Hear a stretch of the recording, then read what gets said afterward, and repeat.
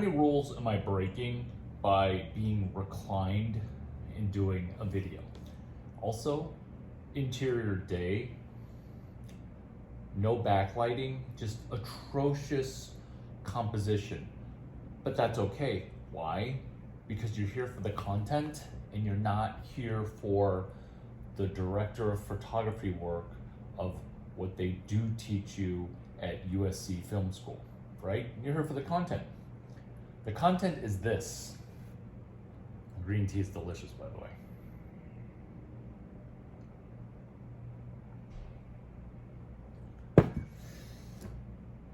Learning how to learn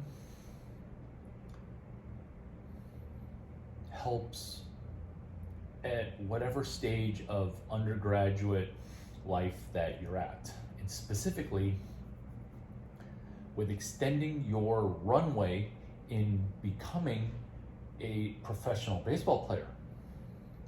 People stop chasing that dream when they're trying to talk about opportunity cost. Those two words, okay, they make me sad. They don't make me glad, because opportunity cost is just lazy, non-Chinese people's words for you're not hustling hard enough. Because opportunity cost is this, which is what sheep think. Sheep, bleh, all get slaughtered. Sheep think this. Larry, Uncle Larry, Cousin Larry, Sir Larry, whatever you call me. I can't play minor league baseball when I'm 32 years old because I could have led this other life. Sound familiar? Or my older brother Kenny, he already got an MBA. Well, my friend Kenny, who's ambassador to a top 30 country called Sweden or Finland, okay, he's ambassador, he never got an MBA. You don't need either or. It's not an opportunity cost, it's an and. Like, you don't want to think, should I date Jen or Victoria? You should be thinking what I'm thinking. So, opportunity cost of missing out on your career? No. You do your computer science career as you hustle baseball, okay? And that's why I beg people to study mother-scratching engineering.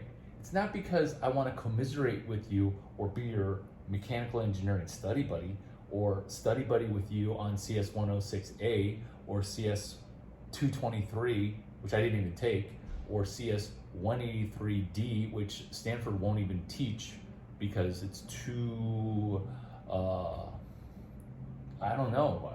You'll have to ask your dean why CS 183 never's been taught. C got taught, B got taught, B as in boy, C as in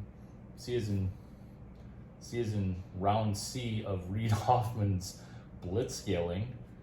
E got taught, E for editing. Why didn't D get taught? You study CS, then you go work at a work from home job, but your home is on a crappy minor league bus going from some horrible part of Kentucky to Crown Point, Indiana for a baseball game. Like, that's your life. So you're work from home on the road. This is just like HTG, HFA, OTR. How to get home field advantage on the road. These are playbook plays that people have needed to do before you, because you think you're the only minor leaguer who's pushing 29, who's not like crushing it, where you need to be moved up to 4A ball. 4A, get it? You're too good for AAA, but you're way too bad for pros. So you're playing 4A where you're up, down, up, down, up, down, up, down, 4A ball. You're a stone's throw from where you need to be. What if you had a rich uncle that was just giving you $250,000 a year to just say, hey, enjoy making $40,000 a year playing minor league baseball? Realistically, 22, but you know, when it's below 100, like, who's even counting? What if a rich uncle were to give you that money? Well, as per NCAA laws, I can't just give you that money, but what I can do is teach you how to code, okay? I can't just give you fish. I can't give you sushi, okay? No matter how delicious it is, because it's against NCAA laws. And this makes my face itch a little bit because, like, I'm stressed for you not studying engineering. So you study engineering and then you read and reread and PQRST relearn Lecture 19, Engineering 145, Personal Business Plan.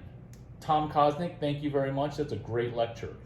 So Lecture 19 of, coincidentally, not coincidentally, CS 183E, be scared that I memorize these syllabi, plural of Lecture 19, retire on the job. What is exactly retire on the job, Larry? Oh so smarmy smart. No, I'm not smarmy, okay? I just prepped and read a lot more than you with a University of Illinois bachelor's, or pretty close to a bachelor's, right? Lecture 19, retire on the job. What does that mean? It means you will retire on the job because your job only takes you 20 hours a week. Does this sound familiar? Because you know of people that sometimes brag secretly, hey, my job, okay, in CS as a developer, I really don't spend more than 20 hours a week doing my job, okay? If you can't work at a job on your freaking laptop, just burped up salad. Who burped salad? It's because I ate a crap ton of salad, which you guys should be doing on the road. You should be like whipping up salad and eating it in that little clamshell, okay? Sorry it's not Stanford dining. Sorry it's not 5-star dining, but you just take that clamshell, okay? You throw out like a third of the salad, and then you pour a bunch of dressing in, and then some cheese, and then a protein of your choice, and then maybe a can of beets, okay? That's dinner. Like one of those $5.99 spinach clamshell things. It just opens like this, and it looks like Chinese people Tupperware. That's what you should be eating on the road. No fast food. Retire on the job is where you spend 20 to 25 hours a week. CYA, cover your butt. Where you, as a baseball player, you know all about this. Saying things to not offend people, trying to get along with that person on the team who kind of hates you for no reason. Baseball's political, right? So you're gonna be political as you are succeeding in a developer job. It entails talking on the phone, doing email, doing some dinosaur whispering where your boss doesn't know what you're doing. So you're gonna need to spend at least Sunday night doing your weekly plan. And that's perfect because the whole adage of cut once but measure 17 times, we'll just measure 18 times and preview the work that you're gonna do and just update your boss as if you're a FedEx package. I just messed up that joke because what's smarter? A FedEx package that sends you a bunch of updates or a CS major with a 250 for an IQ? I think the FedEx package is smarter because at least I know what that package is doing. I don't know where it is, but I get a sense for the steps that it's going to take to arrive at its destination. That's what Dinosaur Whisperer is. That's what Douchebag Whisperer is, where you're trying to communicate to board members because you report, it's a startup that you work at, or it's a small business that you work at, or it's a medium-sized cluster F of a company, which baseball is perfect for, because that's what baseball is, a big cluster F. So you talk to board members, you talk to your boss, you talk to 2 interns, and if you can't get 2 interns to do your job for you, okay, you need to find better interns, because that's all Silicon Valley is delegating to an intern that's 3 times smarter than you. And then just be ready to write really good recommendation letters that they help you co-author, and be really good at finding these interns. Like, I'm the guy who called dibs on being Austin Wiremiller's intern in the year 2025 to 2035, depending on his ebb and flow in and out of baseball. That's what you want to hone in on, okay? Is not even one crazy Chinese dude's genius. You just want to pick one mentor, okay? And put pen to paper. So if I've said things that cause you to laugh and finally turn your freaking brain on, then you should put pen to paper. And then when you put pen to paper, you want to execute. Hey, maybe I should be doing my game day, relief day recovery drills. That's what pen to paper does for you. And that's why you CS 183 bullpen pretty well, right? So why don't you put pen to paper as you're trying to ROTJ, lecture 19, CS 183S, as in sales. CS 183B as in boy, lecture 5, because Peter Thiel talks about how if competition is for losers. Lecture 5, CS 183B as in boy. Competition is for losers, so if you can't come up with some mini monopoly of you being a CS major and you being a minor league baseball player, you're engineering your life, pun intended. You're actually restudying Tom Kosnick's Lecture 19, Engineering 145 for the 6th time, and you'll understand it 1/10 as well as a Larry Chang would. Maybe you can understand it and approach 75% of my understanding, where you design your personal business plan. Because if you go to Stanford and you think you have to make decisions the way an econ major out of Duke has to make decisions, like, that's just not right. That's horribly wrong. So Stanford Engineering, Duke Econ, okay? Like, it's a tenfold betterment, tenfold improvement, 10x across the board. Econ is just random people waving at an outside changeup, okay, where they're swinging and missing by like 7 feet, and then the shortstop, before you even swing, the shortstop's just like completely given up on it because there's just no way that ball's gonna get hit. That's what an econ major does when they're just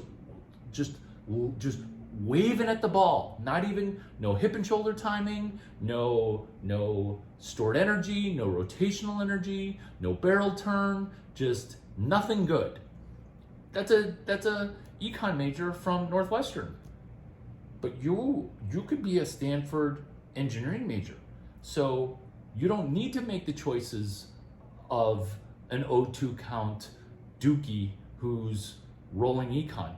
So if you're a Stanford engineering major, sticking with the baseball analogy, you can engineer a 6-0 count. So you're standing at first base, and now you're hitting with yourself standing at first base with a 2-0 count, hitting lefty with the dude on first base holding him on. So it's like hitting righty without a third baseman. That's what life is. That's what life is coming up with ways to, pun intended, ways like GPS. Where am I going? Larry, how do I play minor league baseball and get paid $250,000? Ways. Coming up with ways to single and double into left field when the third baseman's holding on the runner at third. Okay, that's what lefties get to do. Okay, so you hit a single or really a double play 3, 6, 3. Okay, you hit it in a double play, but no, the first baseman's holding the guy on, so you get a cheapo double, and now it's second and third. And maybe if it's, Brock Jones or Nico or couple dozen of you other gazelles who have good enough first to third time speed where you can make it from first to home. Because I argue in college baseball, first is kind of scoring position. So you get a cheapo double and then maybe even a cheap RBI out of it just because the guy's holding the guy at first. That's what a Stanford engineering degree does. And let's say while you're in minor league baseball. So let's say also this situation pops up. I see this not enough, which is this. You as a Stanford undergrad, you are not getting enough playing time, right? Look at all those studs that you got to compete against. Guess what? Low A baseball and double A baseball, and from what I'm seeing in triple A baseball, the talent's near parity, where a sophomore that doesn't start at Stanford, like you plug them into the triple A level politically, you don't know the difference. In fact, fielding-wise, it's clearly better. Hitting-wise, that's the issue. Can you hit with a wood bat? But what I'm saying here is that let's say you're not getting enough playing time. You now have an extended runway for post-college minor league career where you're a college zero pro hero. Does that sound familiar? That's my little buddy, Tom Brady. He wasn't necessarily a college zero, but he definitely wasn't a college plus. So that's what you can do.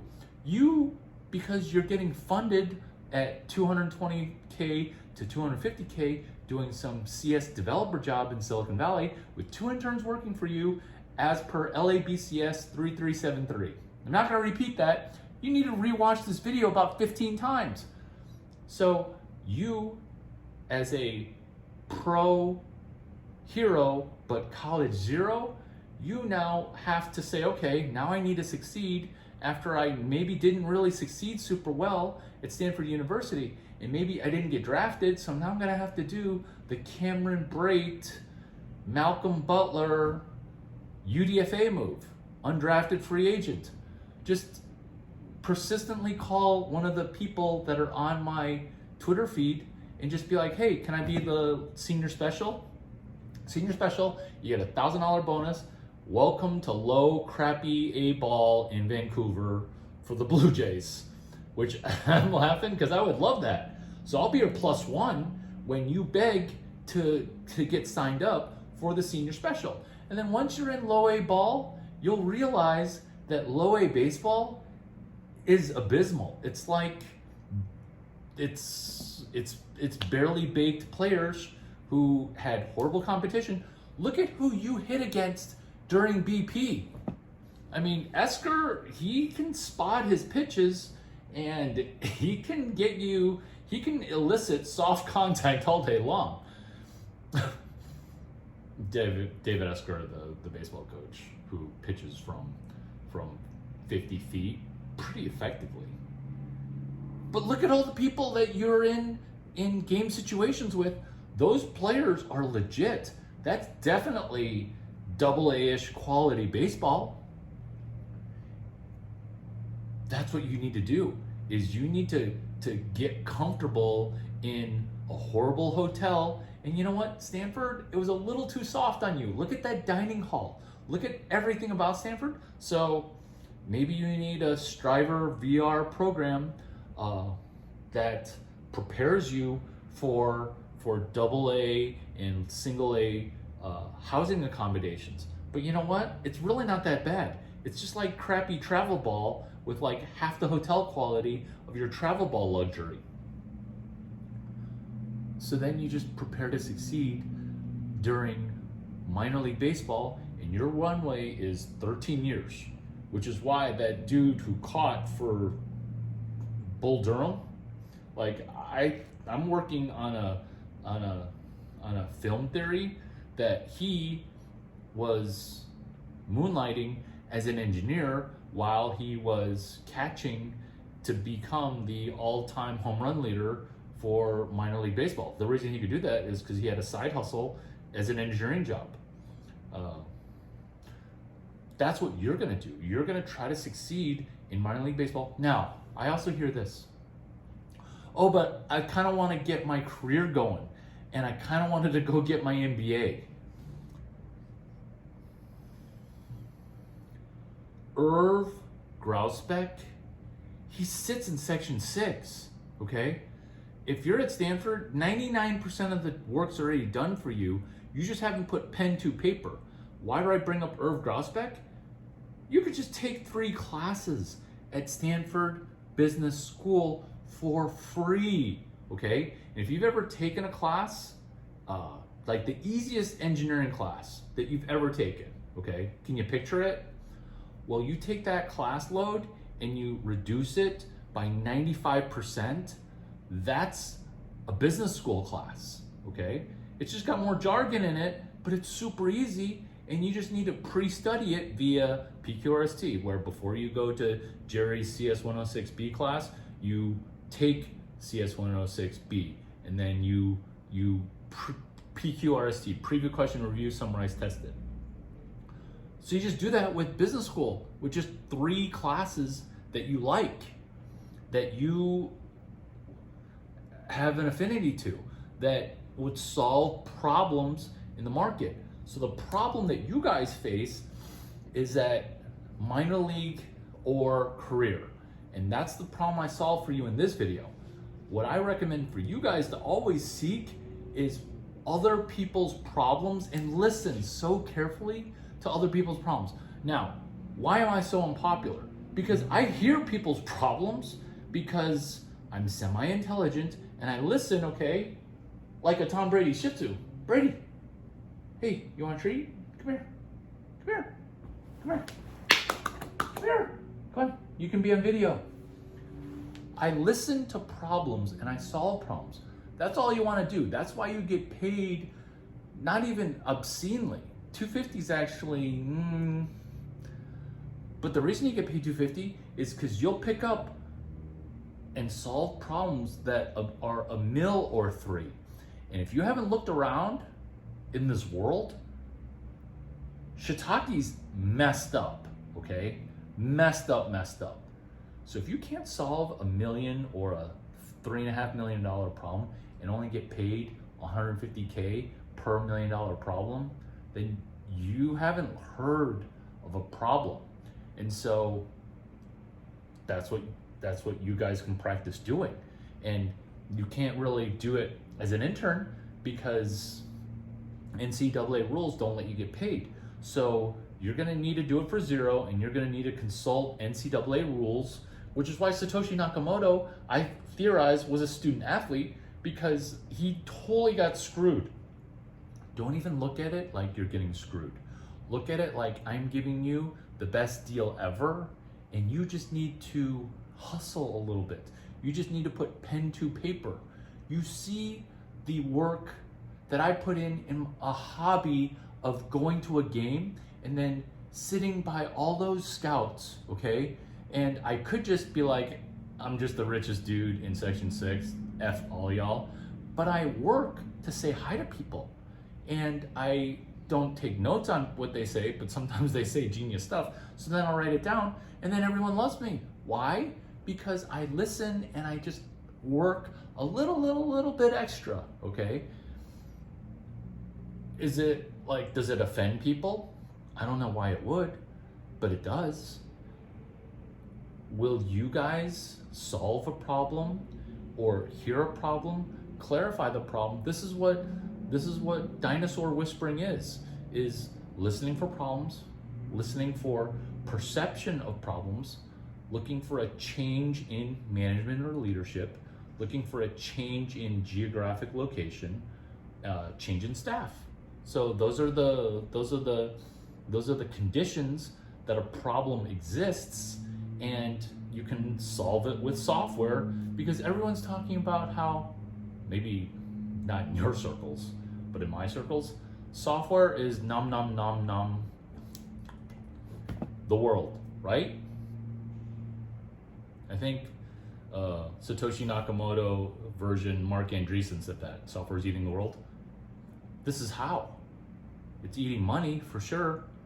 So I hope that you guys reach out, not to me, but to the mentor that got you into Stanford from high school. Send them a mother scratching thank you, because if they didn't help you get into Stanford, you would never have met me.